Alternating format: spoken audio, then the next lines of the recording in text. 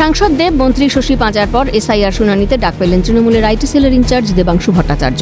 তার পরিবারের কয়েকজনকেও ডাকা হয় শুনানিতে। মঙ্গলবার দুপুর 12টা নাগাদ পরিবারের সদস্যদের নিয়ে বালি পঞ্চায়েত অফিসের শুনানি কেন্দ্রে যান। সংবাদ মাধ্যমের সামনে ক্ষোভ উগরে দিয়ে তিনি বলেন, বাংলার 1.5 কোটি মানুষের নাম বাদ দিতে চাইছে, তাতে লাভ হবে না, বাকি 7.5 কোটি মানুষ জবাব দেবে। উদ্দেশ্য বাংলার সাধারণ মানুষকে ভোটার তালিকা থেকে দূর করা, সাধারণ বাঙালিকে এই মাটির অধিকার থেকে বঞ্চিত করা, করে নিজেদের পছন্দের লোকেদের অন্যান্য রাজ্য থেকে এনে এই রাজ্যের মাটিতে জায়গা করে দেওয়া, এটাই উদ্দেশ্য।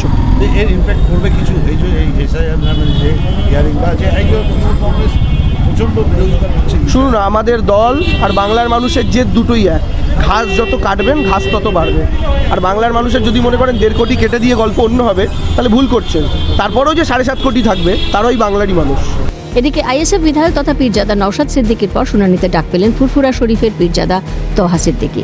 মঙ্গলবার সমস্ত নথি নিয়ে হুগলির জাঙ্গিপাড়া বিডিও অফিসে হাজিরা দেন তিনি। সংবাদ মাধ্যমের সামনে ক্ষোভ উগরে শাসক বিরোধী দুই শিবিরকেই একযোগে নিশানা। বিধানসভা নির্বাচনে এর প্রভাব পড়বে বলে দাবি তাঁর। আজকে এই এসআইআর নাম করে মানুষকে হ্যারাস কেন, কিসের জন্য? এটা কি চোরে চোরে মাসুদ ভাই লুকোচুরি খেলা হচ্ছে?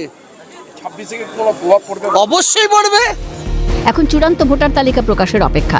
এসআইআর প্রায় শেষ পর্যায়ে, হয়রানির অভিযোগ দিকে দিকে চলছে তরজা। দেবকুমার দেও ও সুভাষ মজুমদারের রিপোর্ট, ক্যালকাটা নিউজ।